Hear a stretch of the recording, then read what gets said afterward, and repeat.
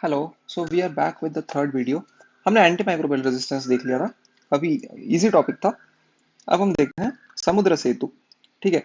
तो समुद्र सेतु क्या है? समुद्र सेतु बेसिकली ये समुद्र सेतु टू है। समुद्र सेतु वन के अंदर ये हुआ था कि सी के जरिए जो भी कोविड के दौरान दूसरे देशों के अंदर जैसे कि सऊदी अरेबिया और गल्फ में जो भी लोग फंस गए थे उन्हें समुद्र के जरिए जो हमारे आईएनएस थे वो लेके आ रहे थे। पर ये वाला कुछ और है। अभी हमारे जो शिप्स हैं, जो फ्रिगेट्स हैं, मतलब डिफेंस वाले, वो दूसरी कंट्रीज में जा जाके ऑक्सीजन और जो भी मेडिकल सप्लाईज है वो लेकर आ रहे हैं। तो this is Samudra Setu two, part two. They getting liquid liquid oxygen. अब इसमें पार्टिसिपेट कौन कौन कर रहा है? ये आईएनएस तलवार कर रहा है, कोलकाता कर रहा है, जलाश्व कर रहा है। जलाश्व मतलब जल अश्व, जल का घोड़ा। और एरावत। एरावत कौन था? इंद्र जो थे उनका हाथी। ठीक है। तलवार, कलकत्ता, जल का अश्व और ऐरावत। ठीक है। ये नाम याद रखना। पहला जो समुद्र सेतु हुआ था मैंने लिखा है वो वंदे और प्लस वंदे भारत, वो इंडियंस को रिपेट्रिएट करने के लिए थे। ठीक है। अभी वाला किस लिए? अभी वाले शिप्स मतलब समुद्र के अंदर ही हो रहा है। सेतु का मतलब ब्रिज बना रहे हैं। पहले जो ब्रिज बनाया था वो लोगों के आने जाने के लिए बनाया था। अभी जो ब्रिज बना रहे हैं वो ऑक्सीजन के आने जाने के लिए बना रहे हैं। सेतु का मतलब होता है ब्रिज। ठीक है। इनके नाम याद रख सकती हो। और तो कुछ नहीं है।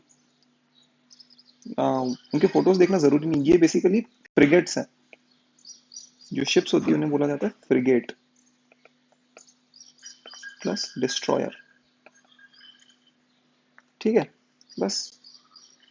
अब O2 क्राइसिस। ठीक है।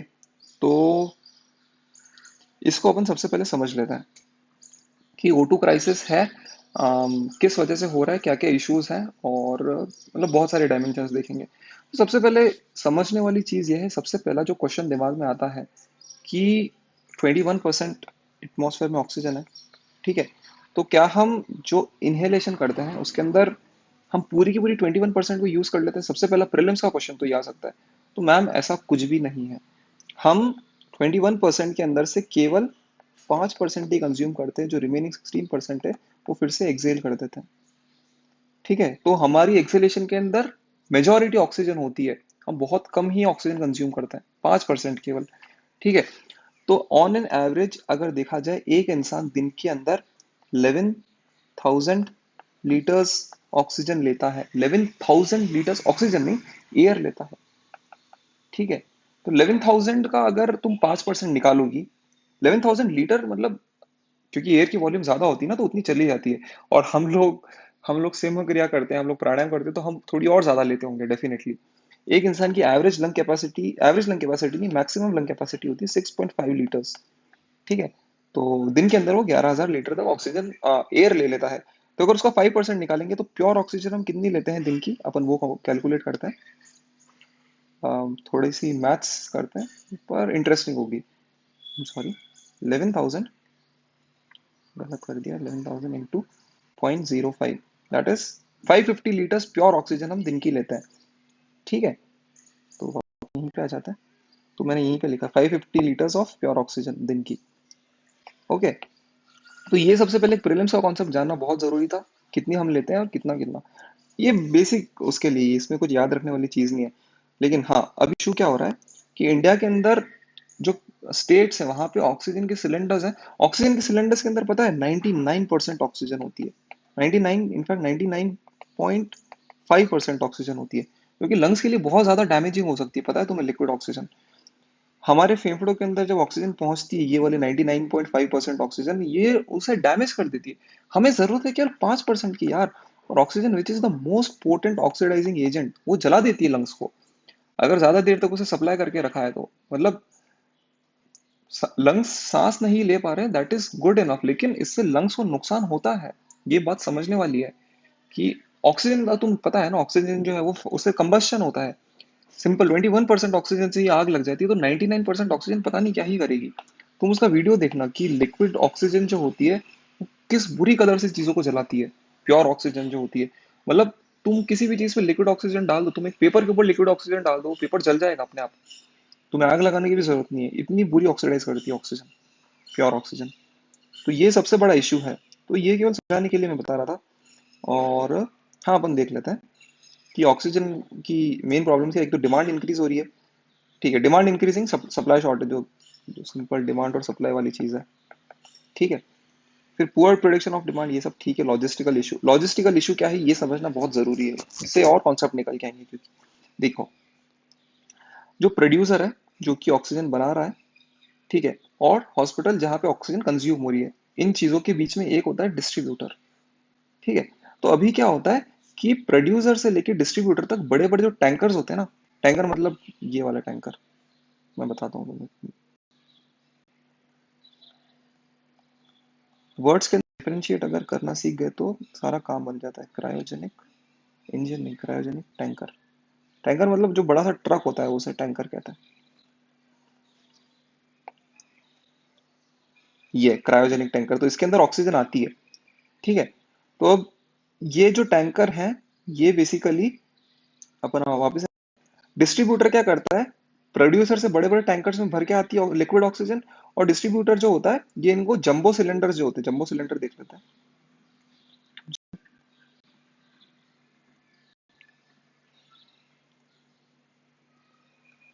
जंबो सिलेंडर, जंबो सिलेंडर, ये होते हैं जंबो सिलेंडर, बड़े बड़े सिलेंडर। इन जंबो सिलेंडर्स के अंदर भर भर के ऑक्सीजन को हॉस्पिटल में भेजता है। ठीक है, तो ये तो हो गई डायमेंशन, कि प्रोड्यूसर से लेके हॉस्पिटल तक क्रायोजेनिक टैंकर में पहले जाती है और फिर जंबो सिलेंडर में भर के जाती है। तो अभी इशू ये हो रहा है कि हमारे पास इस क्रायोजेनिक टैंकर की भी शॉर्टेज है और दूसरी जंबो सिलेंडर की भी शॉर्टेज है। ठीक है, तो ये होगी मेन चीज। और एक चीज थी कि डिमांड सप्लाई प्रोडिक्शन वगैरह, ये तो है ही कि स्टेट्स के अंदर भी इंटरस्टेट डिस्पैरिटी हो रही है। अभी जो प्रोडक्शन है वो इंडिया के केवल ईस्ट वेस्ट और साउथ हिस्सों में ही मतलब फोकस्ड है। ठीक है, तो बेसिकली नॉर्थ के अंदर फिर वो दिल्ली तक आने के अंदर बहुत टाइम लग जाता है। अगर दिल्ली में हो रहा है या फिर अगर राजस्थान में हो रहा है, तो अगर प्रोडक्शन की मेनली महाराष्ट्र और गुजरात के अंदर फोकस है, तो महाराष्ट्र गुजरात से राजस्थान हरियाणा उत्तर प्रदेश और इन एरियाज के अंदर आने में काफी टाइम लग जाता है। ठीक है, तो हमने इसके लिए स्टेप्स क्या क्या लिए हैं इन इश्यूज को काउंटर करने के लिए। सबसे पहली चीज होती है वो होती है पीएसए। ये कॉन्सेप्ट है, इस कॉन्सेप्ट को समझने की कोशिश करना। पीएसए का मतलब होता है pressure swing adsorption. Pressure swing adsorption होगा, ये डायरेक्टली प्रीलिम्स में पूछेगा कि what do you understand by PSA. तो पीएसए बेसिकली ऑक्सीजन बनाने के लिए। ठीक है, प्रेशर स्विंग एड्सॉर्प्शन कॉन्सेप्ट समझने की जरूरत नहीं है, केवल ये समझ लो कि ये जो ऑक्सीजन है मतलब एम्बियंट टेम्परेचर का, एम्बियंट टेम्परेचर मतलब हमारा रूम टेम्परेचर 20 25 30 डिग्री, उस रूम टेम्परेचर के ऊपर ऑक्सीजन ये बना देता है। ठीक है, तो इसका फायदा पता है क्या है, इसका फायदा ये है कि सपोज ये हॉस्पिटल है ना, तो इन हॉस्पिटल्स की कैंपस के अंदर ही इन पीएसए को सेटअप कर सकते हैं, प्रेशर स्विंग एड्सॉर्प्शन को। तो ठेठ प्रोड्यूसर से लेके पीएसए तक आने की कोई जरूरत नहीं है। ठीक है, ये चीज हो गई, इनको डायरेक्टली हॉस्पिटल में आप एस्टैब्लिश कीजिए पीएसए को। ठीक है, दूसरा हमने स्टेप लिया है वो ये है कि मेडिकल, नॉन मेडिकल जो भी होते हैं, मतलब नॉन मेडिकल जगहों पे भी, जैसे इंडस्ट्रीज के अंदर भी लिक्विड ऑक्सीजन की जरूरत होती है कंबशन कराने के लिए, तो वहां से अपन ने सारी ऑक्सीजन जो है मेडिकल पर्पस के लिए डाइवर्ट कर दिया। दूसरा स्टेप ये हो गया। तीसरा स्टेप अपन ने ऊपर ऑलरेडी देख ही लिया, समुद्र सेतु करके। समुद्र से मतलब दूसरी कंट्री से आ रही है। ठीक है, और ये देखो समुद्र सेतु इंटरनेशनल। और दूसरी चीज ये कि एयर और रेलवे से भी मतलब अभी हम ट्रांसपोर्ट करके ला रहे हैं। हमने अभी देखा है कि mainly western part, eastern part और सदर्न पार्ट के अंदर ही मैन्युफैक्चरिंग कॉन्सेंट्रेटेड है। तो अब ट्रेन भर भर के मतलब क्रायोजेनिक आ रही है, एरोप्लेन्स के अंदर भर के आ रही है, तुम इमेजेस देखी होंगी। तो इंटरनेशनल हमने देख ही लिया ऑलरेडी, इंटरनेशनल सपोर्ट हमें मिल रहा है, ताइवान सपोर्ट हमें सपोर्ट कर रहा है। ठीक है, उसके अलावा सिंगापुर हमें सपोर्ट कर रहा है। तो ऐसे ऐसे जो शिप्स हमने देखे थे, ऐरावत, तलवार वगैरह, कोलकाता, और ये क्या था, जल अश्व, तो वो मतलब हमारी मदद कर रहे हैं, वहां से अपने को मिल रहा है। ठीक है, और एक और चीज है टैंकर ऑगमेंटेशन। तो जो टैंकर्स पहले लिक्विड नाइट्रोजन या फिर जो सिलेंडर्स पहले नाइट्रोजन और इनको यूज स्टोर करने के लिए पहले बनाते थे, उनको थोड़ा में थोड़ा सा चेंज करके हम ऑक्सीजन के लिए यूज करेंगे। ठीक है, तो ये कुछ कुछ हमने स्टेप्स फॉलो किए हैं। और अगर थोड़ा सा डिटेल में देखना जाए तो देखो, नाइट्रोजन जो है, बहुत सारे प्लांट्स के अंदर ये है कि नाइट्रोजन के प्लांट्स जो थे उनकी जगह ऑक्सीजन के प्लांट्स हम सेटअप कर रहे हैं। तो वो सेटअप करने के लिए थोड़ी सी रेट्रोफिटिंग करनी होती है। उस रेट्रोफिटिंग के अंदर ये होता है कि जो सीएमएस है, कार्बन मॉलिक्यूलर सीव को जियोलाइटिक मॉलिक्यूलर सीव से रिप्लेस करना होता है। बेसिकली क्या होता है, सपोज ये एयर है, ठीक है, एयर के अंदर अलग अलग गैसेस हो सकती है ना, सपोज ये नाइट्रोजन हो गई, ये ऑक्सीजन के मॉलिक्यूल्स हो गए। ठीक है, फिर अपन और देख लेते हैं। ये आर्गन के मॉलिक्यूल्स हो गए, उसी तरह से कार्बन डाइऑक्साइड वगैरह। तो अभी अपन क्या करते हैं इसको, ये मॉलिक्यूलर सीव होती है, सीव मतलब छानी, छलनी, जाली होती है ना चाय छानने की, तो वैसे मॉलिक्यूलर लेवल पे एक सीव होती है। तो इस मॉलिक्यूलर सीव से केवल जो ऑक्सीजन के मॉलिक्यूल्स हैं वही पास हो सकता है मॉलिक्यूलर सीव से। ठीक है, तो जो भी बाकी की एयर के अंदर जो भी बाकी के मॉलिक्यूल्स होंगे वो इससे पास नहीं होंगे, तो हमारे को यहाँ पे क्या मिल जाएगी, प्योर ऑक्सीजन। तो क्या कर रहे थे जो नाइट्रोजन के प्लांट्स थे ना, तो यहाँ पे हम पहले यूज कर रहे थे CMS, कार्बन मॉलिक्यूलर सीव। अभी CMS को ZMS से रिप्लेस करना है, ZMS से, सॉरी CMS में, जियोलाइट मॉलिक्यूलर सीव, बस इतना सा करना है, सिंपल। तो ये कॉन्सेप्ट है, इसको समझ लेना कि हम किसको किससे रिप्लेस कर रहे हैं, वो याद रख लेना। ठीक है, कॉन्सेप्ट समझना इंपॉर्टेंट है, किसको किससे वो तो याद रख सकते हैं। सी से लेके जी पे हम जा रहे हैं। Okay, that is done. तो ये कुछ कुछ स्टेप्स थे कि मतलब इश्यूज क्या थे, सप्लाई और डिमांड के अंदर इश्यूज थे, मेडिकल से नॉन मेडिकल में जा रहा था, डिमांड ठीक से प्रेडिक्ट नहीं करी थी, प्रोडक्शन के अंदर मतलब बहुत ज्यादा डिस्पैरिटी थी, ऐसे ऐसे करके। और हमारे पास लॉजिस्टिकल मतलब इशू था, तो वो भी हमने देख लिया। ठीक है, हमने इसको कैसे काउंटर किया, सबसे पहले तो पीए से हमने लगाए, प्रेशर स्विंग एब्जॉर्प्शन, दूसरा एयर और इनसे हम ट्रांसपोर्ट करके रहा है, इंटरनेशनल सपोर्ट मिल रहा है, और ऐसे ऐसे करके हमने कुछ कुछ स्टेप्स लिए हैं। So that is done. अब अपन देखते हैं वन हेल्थ का कॉन्सेप्ट। वन हेल्थ का कॉन्सेप्ट क्या है, इसे समझ लेते हैं। वन हेल्थ का कॉन्सेप्ट है कि हम इन्वायरमेंट हेल्थ, ह्यूमन हेल्थ और एनिमल हेल्थ को एक इंटीग्रेटेड कॉन्सेप्ट लेके चलेंगे, तो उससे उसे बोला जाता है वन हेल्थ। ठीक है, ये ऑलरेडी हमने पढ़ रखा है। इससे संबंधित मतलब कुछ कुछ पॉजिटिव कुछ कुछ नेगेटिव हो सकते हैं, वो हम देख लेते हैं, और कुछ कुछ फैक्चुअल चीजें भी देखेंगे। सबसे पहले तो ह्यूमन, इन्वायरमेंट और हेल्थ, इन तीनों को हम साथ में लेके चल रहे हैं। एक इंपॉर्टेंट चीज जानने की ये है कि दुनिया के अंदर 2/3 जो बीमारियां होती हैं, 2/3 of the infectious diseases those are zoonotic. तो ये प्रीलिम्स में फैक्चुअल चीज पूछ सकते हैं। ठीक है, जूनोटिक की तुम एग्जांपल ले लो, जैसे कि अभी कोविड हो गया, अम, और क्या होता है, मलेरिया, मलेरिया नहीं, रेबीज हो गया। ठीक है, ये इबोला हो गया, सार्स हो गया, मर्स हो गया, ये सारे जूनोटिक डिजीज ही तो है। ठीक है, तो ऐसा बोला जाता है कि दुनिया में 2/3 जो डिजीजेज है, not even half, 2/3, 66%, those are zoonotic. ठीक है, तो ये तो हो गया जूनोटिक। एक होता है एंथ्रोपोजूनोटिक, ये कॉन्सेप्ट मैंने लिखा है एंथ्रोपोजूनोटिक। इसका मतलब ये होता है कि इंसानों से जानवर में बीमारी चली गई। ऐसा तो मैंने मैंने कॉन्सेप्ट ये पहली बार सुना, मुझे नहीं पता था ऐसा भी होता है। तो ठीक है, ये देख लेते हैं। और हाँ, एक होता है one world one health concept. ये कॉन्सेप्ट किसने दिया है, ये मतलब मल्टीपल बॉडीज है, WHO, FAO, रटने की चीज है। वन हेल्थ का कॉन्सेप्ट समझना जरूरी है, OIE, यूनिसेफ।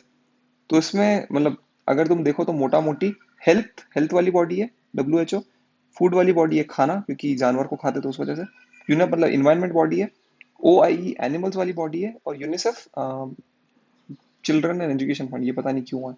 तो मतलब मेनली चीज क्या है, एनिमल्स हो गए, इन्वायरमेंट हो गया, हेल्थ हो गई, तो उनसे रिलेटेड बॉडीज तो होंगी ही होंगी। ठीक है, और एनिमल्स को खाते तो फूड वाली बॉडी भी हो गई, तो ऐसे चार करके हो गई, और यूनिसेफ पता नहीं क्यों डाला, उसका रीजन मुझे भी समझ में नहीं आया। ठीक है, अब चैलेंजेस क्या क्या है ये अचीव करने से, मतलब वन हेल्थ कॉन्सेप्ट जो है, ये डायरेक्टली मेंस क्वेश्चन आ सकता है। इसको इसको अचीव करने में मतलब चैलेंजेस क्या क्या हो सकते हैं। सबसे बड़ा चैलेंज तो अवेयरनेस ही नहीं है ना लोगों के अंदर, कि ऐसा भी कुछ हो सकता है कि नहीं हो सकता है। दूसरी चीज ये हो गई कि जो भी हॉस्पिटल्स वगैरह वगैरह हैं, हॉस्पिटल्स, एनिमल हॉस्पिटल्स हैं और ह्यूमन हॉस्पिटल्स हैं, इनके बीच में कोऑर्डिनेशन नहीं है। ठीक है, दूसरा ये हो गया। तीसरी चीज ये हो गई कि वेटरनरी स्टाफ की शॉर्टेज है, कितनी शॉर्टेज है ये तो मुझे भी नहीं पता। ठीक है, और लैक ऑफ इंफॉर्मेशन शेयरिंग अपन ने देख ही लिया था, लोगों में अवेयरनेस नहीं, ये भी देख लिया था। और एनिमल वैक्सीनेशन, कितनी एनिमल्स ऐसे घूमते हैं जिनको वैक्सीन ही नहीं लगी होती है, एनिमल्स का कोई डायग्नोस्टिक सेंटर ही नहीं है। तो एक चीज वो हो गई, एनिमल डायग्नोस्टिक और वैक्सीनेशन, तो इन पे अगर ध्यान दे सकते हैं तो फिर कुछ ना कुछ हम इस डायरेक्शन में स्टेप्स ले सकते हैं। ठीक है, तो क्या सरकार ने कुछ ऐसे स्टेप्स लिए हैं, बिल्कुल लिए हैं। हमने कुछ कुछ बॉडी सेटअप की है, जैसे कि एक हो गया वन हेल्थ सेंटर, ये कहाँ पे, ये नागपुर में है, ये प्रीलिम्स का क्वेश्चन हो सकता है। ठीक है, एक हमने किया था national animal disease control programme, ये हमने पिछली बार ऑलरेडी पढ़ा था जब हम करंट अफेयर्स पढ़ रहे थे, जिसके अंदर FM, food and mouth disease और ब्रूसेलोसिस था। ठीक है, तो ये एक हो गया, मतलब हम एनिमल हेल्थ पे ध्यान दे रहे हैं बेसिकली, जिससे कि हम वन हेल्थ का कॉन्सेप्ट अचीव कर सकें। एक है कमिटी ऑन जूनोसिस, कमिटी नहीं, कमिटी ऑन जूनोसिस हो गया। ठीक है, एक हमने डिपार्टमेंट ऑफ एनिमल हस्बेंड्री, मतलब ऐसे तीन चार अगर तुम लिख सकती हो that would be well and good. एक तो हो गया FMD प्रोग्राम, एक हो गया तुम्हारा वन हेल्थ सेंटर जो कि कहाँ पे, नागपुर है, मैं महाराष्ट्र में, और कमिटी होगी जूनोसिस के ऊपर और स्टेट्स को असिस्टेंस दे रहे हैं। तो दैट वुड बी गुड अगर इतना सब लिख सको तो। ठीक है, तो बस अब आगे का हम नेक्स्ट वीडियो में कवर करते हैं।